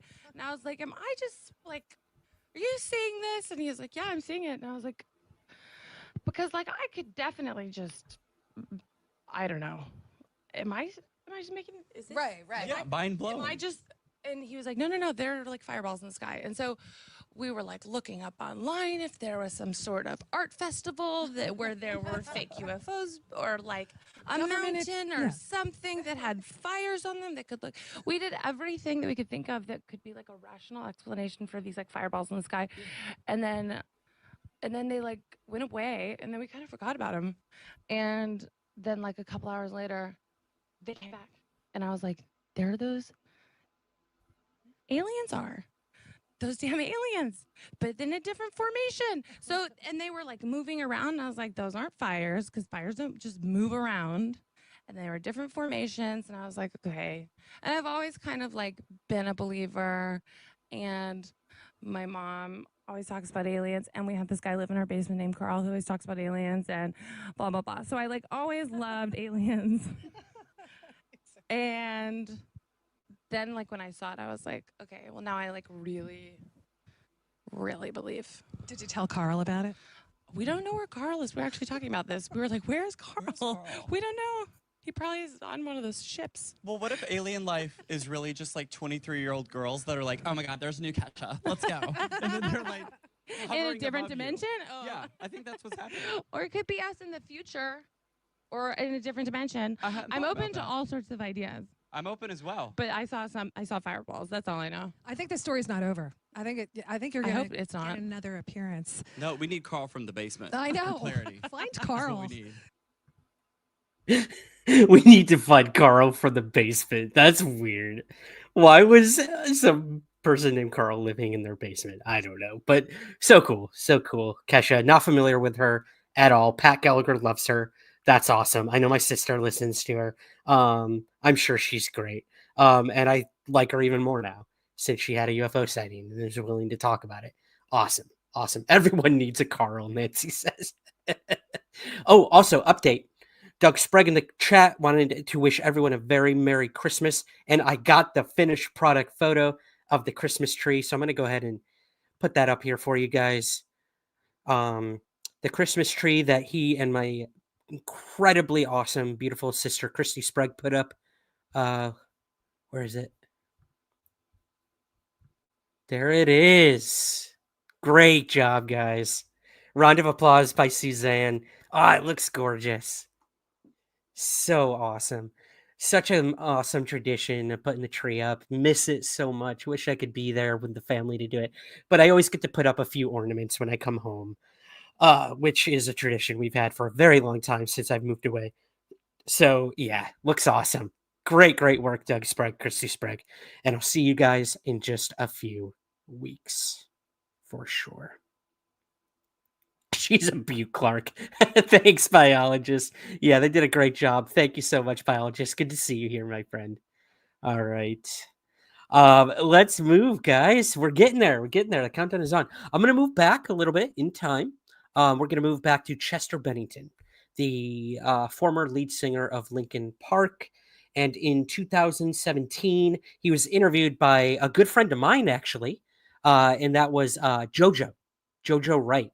He's very well known for being a radio host. He's huge in LA, like one of the biggest radio DJs in Los Angeles. He's really into UFOs. I've been on his podcast. He has a podcast called Paranormalish. If you're not subscribed, go subscribe to it. And yeah, I've come on the radio a few times and talked all about the latest UFO stuff with Jojo.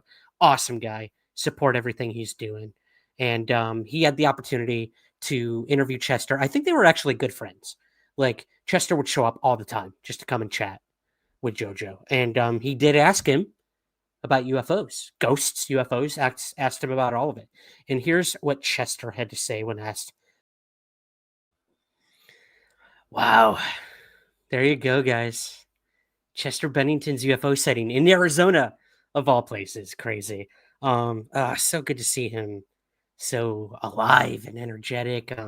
We did lose Chester 5 months after this interview, unfortunately. Very sad. I was a huge fan of Linkin Park, and he was just such an incredible artist, to say the least. I didn't know about Chester seeing one. Yeah. And he was really open about it, and it really affected him, which is so cool. So cool. Rest in peace, my friend. All right, guys, we have got 2 more for you. We're going to move to 2023. Next up, we have Demi Lovato. You know, Nick Jonas is good friends with her, and they mentioned Demi in his interview. And we're fast forwarding to 2023 on the Howard Stern Show, where Demi Lovato talked about her UFO sighting. So give this a watch. I haven't seen aliens per se, but I've seen UFOs. I've seen many UFOs. What did you see and where were you? So what I do is I will actually meditate and then go. Transcendental meditation? No, this is like with the intention of seeing UFOs. Oh, okay. So you meditate for like 30 minutes and then you open your eyes and you want to do it someplace of a higher frequency. So like the desert. So you meditate, you open your eyes and you look up. And for my birthday one year, I was like, guys, I really want to do this. Like, I was with a group of friends. I was like, can we all meditate? Like, I know it sounds really boring, but I want to do this. So we, all of a sudden, within 10 minutes, we look up in the sky and there was this huge orb of light that just appeared out of nowhere in the middle of the sky. It was bigger than any other star in the sky. Then it starts to make like this movement of like a question mark in the sky. And then it gets small and then it just backs out. And I was like, did y'all see that? That's Did they what see I'm it? talking about. Yes, everyone saw it. Or are they afraid to tell you they haven't seen it? No, they all saw it. And then there's been other occasions where a light will like appear. The movement of that UFO really intrigues me, that it was like a question mark, even with like a punctuation on the dot and then disappears. So interesting. So interesting. Demi Lovato is crazy into this stuff, guys. She had a TV show, a freaking TV show about UFOs. I don't know where you can watch it. I'm sure it's on one of the streaming, Hulu maybe or something. But yeah, our good friends, the UFO Bros, were featured on her show. Yeah, she's friends with Stephen Greer. That's how. Ooh, interesting. So she's a CE5er, kind of like the gentleman right next to her, Mr. Prodigy. Interesting. I don't know what that says about her. The fact that she was like a Stephen Greer person, but look, we all make mistakes. But hey, if it worked, it worked. Like she saw freaking UFO. She saw UFO and she did great at describing it. That's so cool. All right, guys, we are going to move to our last UFO celebrity of the night, and that is the most current interview in 2023 with Joe Rogan, and that was of Post Malone. So we're going to hear about this and start to close things up. But before we get to Post Malone, there's a poll going on in the chat about my dad's Christmas tree. Do lights run down a tree or should they spiral around? Dad, what is going on, man? Like my whole life, we spiraled those things up the tree. Why are you doing the vertical thing? It looks fantastic. I love it. I love it. But what prompted that? I want to know. That's just as mysterious as UFOs to me. Let us know in the chat if you're here, still here, Big Dougie Sprague. Hello to Bushy Bato. Great to see you here as well. Spiral biologist says, spiral all work, Lope says. Keep it going, guys. I want to know. But in the meantime, let's get to our last clip with Post Malone on the Joe Rogan podcast talking about his UFO sighting. Wow. Post Malone, a Syracuse boy. I forgot he was born in Syracuse, New York, where I'm from. So cool. He just did a concert there not too long ago that I think my sister went to. So cool. The caudate putamen is more prominent. The people who've had psi experiences, those people are more intuitive. So no surprise celebs see them. Interesting, Sal. Thank you for sharing that. That's really interesting. My dad said apparently his lights ran down the tree for the last 3 years, and I just haven't noticed. Man, sorry. I have the memory of a goldfish, Doug. You know this. Not a fan of his music, but interesting, Android says. Yeah, I like that Sunflower song he does. That was on the Spider-Man in the Spider-Verse movie or whatever. Really, really like that song. But I don't know much of his music. All I know is he plays a bunch of country music now, and people are like, what is going on? But hey, I commend any artist who's willing to step out of their comfort zone and try other things. I do not commend them on getting tattoos under their eyes. Suzanne pointed out to me. She said, promise you'll never do that. I won't. I promise. I will never have a facial tattoo. Never. Unless the aliens want me to. But that's a whole other story. Wow. We did it, guys. We made it through our UFOs, celebrity UFO, our UFOs. We made it through our celebrity UFO sightings. I hope you enjoyed that. That was so much fun to put together. I want to do more episodes like this. Like we could talk UFO news and get serious or do all that. But it's stuff like this that like I just have a good time putting together. I hope you had a good time watching this. This is just a handful of those I found. You can find so much more in the book UFO Who Knows. You'll be hearing from those authors next week on the show as well. So I want to thank Anthony DiLorenzo and Ryan S. Wood for inspiring me to do this special celebrity UFO sightings thing with you guys tonight. Don't go anywhere yet, guys. I've got some awesome news for you here. Did anyone see this photo that cropped up online? Who do we got here? Well, we have Merrick von Rennenkampf, who you guys know writes for The Hill. And he is in, he is in a constant Twitter battle with Mick West, our resident skeptic, where they will go back and forth for hours and hours and hours about UFO videos, primarily the Navy UFO videos, and they do not agree on anything when it comes to these videos. Or do they? Or do they? So Jesse Michaels recently got these two together, had him on his show for a friendly debate, I guess.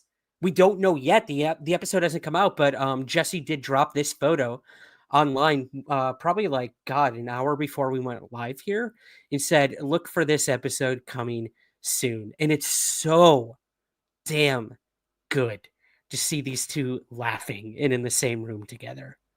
Like, if you know who these people are, like, if you're an outsider, like, who's these three dudes just laughing behind a brick wall? Like, you get it. But if you're in the UFO community and you're, like, deeply entrenched in, like, UFO Twitter, you know who these two guys are, and you know how much they argue back and forth. So I want to commend Jesse Michaels for bringing these two together. And, yeah, I'm really looking forward to whatever this episode and hopefully friendly debate ends up being, unless it ended in fisticuffs. We'll see if one of these guys posts a photo of them with a black eye at some point. Inside joke with Suzanne. Yeah. So we'll see. Stay tuned for that episode. Hopefully soon, guys. But I love this. More of this, please. Bringing people together who do not agree, especially in the UFO field. I love it. I love seeing it. Love it. And speaking of looking forward, guys, we have dropping next week our episode with Ryan S. Wood and Anthony D. Lorenzo, UFOs. Who knows? Be on the lookout for that. Tonight, we have our Witness Accounts episode 24, which will premiere 34, excuse me, volume 34 of Witness Accounts, which is by far one of my favorites so far.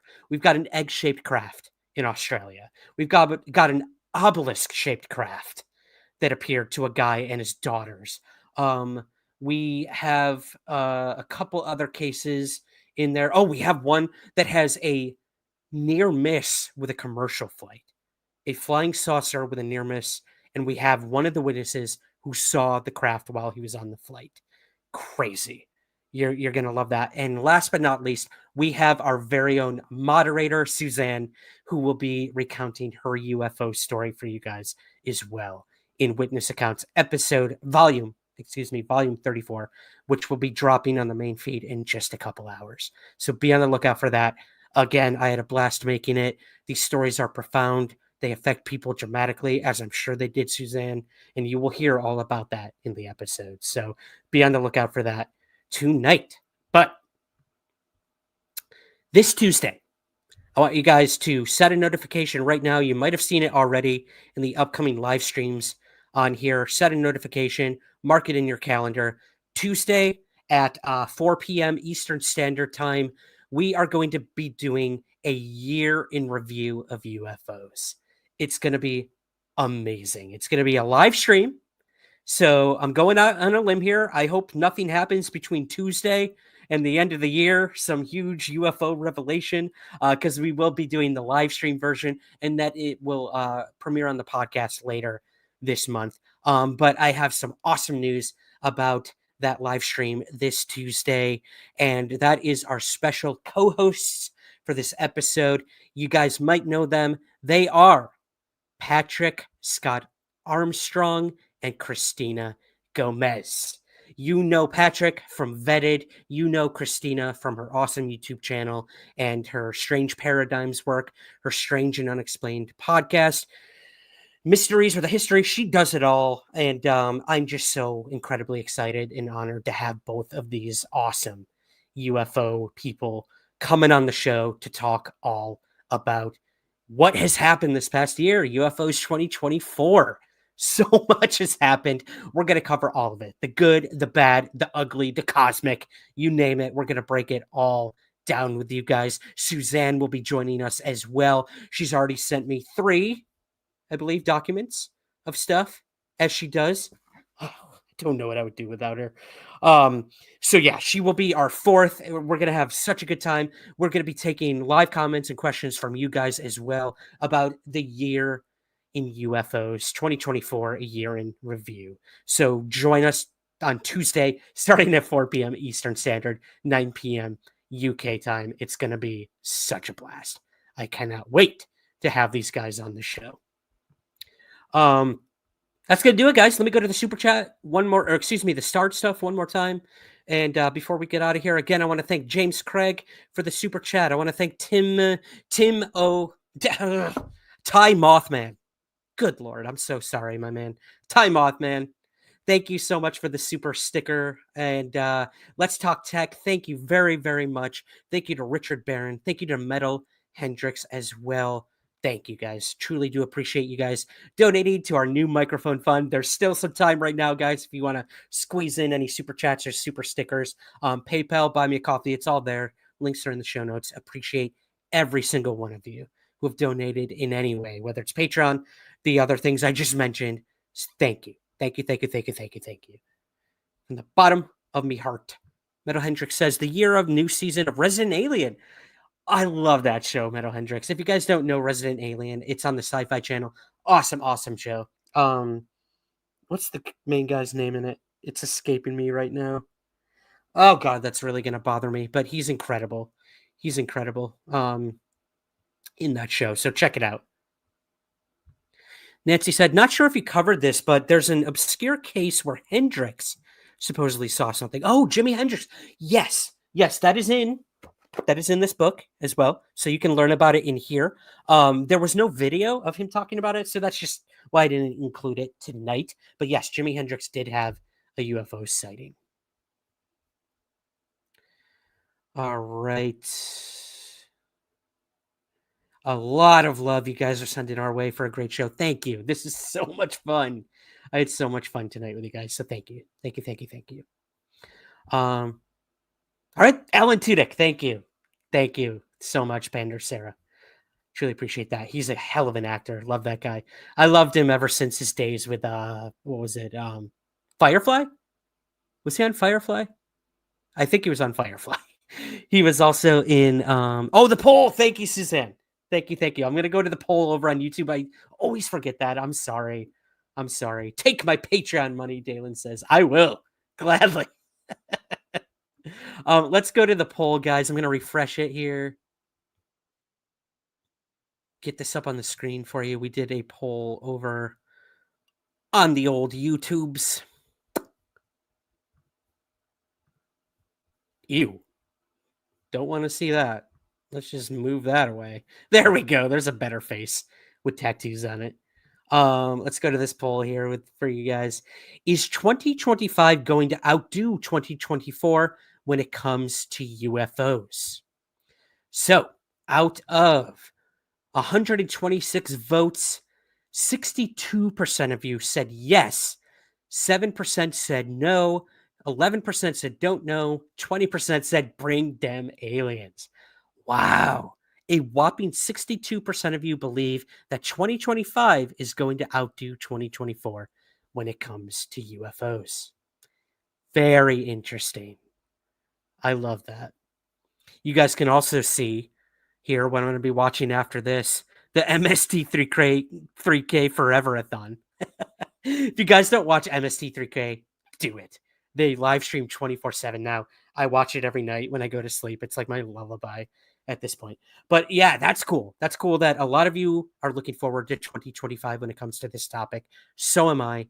I cannot wait to see what happens next. And you can hear all about what happened in 2024 in our year in review coming to you this Tuesday with Patrick from Vetted and Christina Gomez from her channel as well. Christina Gomez channel. So that's going to do it. Thank you again, guys. Please, please, please, please, please like, subscribe if you can. Love you. Please do that. Hello to Twitch. Love you guys. Hello to Twitter X. Love you guys. And like and subscribe on here.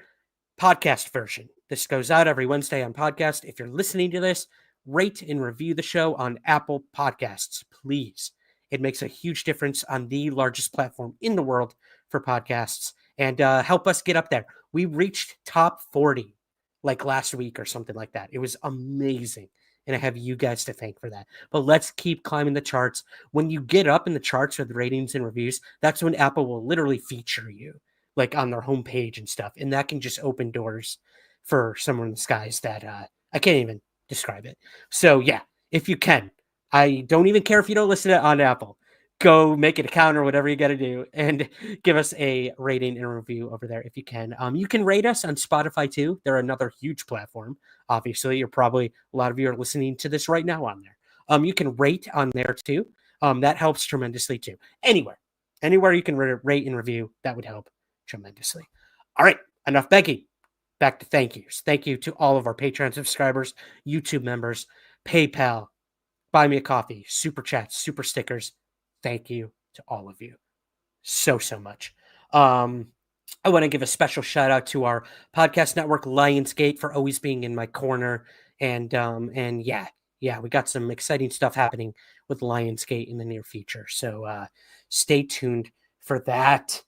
And just checking my notes. Discord. Go join us over on Discord right after this. Once we close up shop here, we got a link in the show notes for the Discord. You can go over there and continue the conversation over there throughout the night. I'm going to try to get on over there with you guys. I got to find a way to sign in. I'm having trouble with it. I don't know. I might have to start a new sock puppet account or something. I don't know. We'll see. We'll see what happens. I do want to say to Douglas Sprague, how about them Lions, my man? Love you. Love you like a father. Sending my love to the family, all the dogs, to Christy, everybody over there in the Qs. And it's going to do it. Happy holidays, guys. We will see you here on Tuesday, and we will see you here next Sunday for another live stream. And as always, I will leave you with our mantra here, and that is keep your feet on the ground, but never stop searching somewhere in the skies. I'll talk to you soon. And I'm clearly looking for a video. And a goodbye.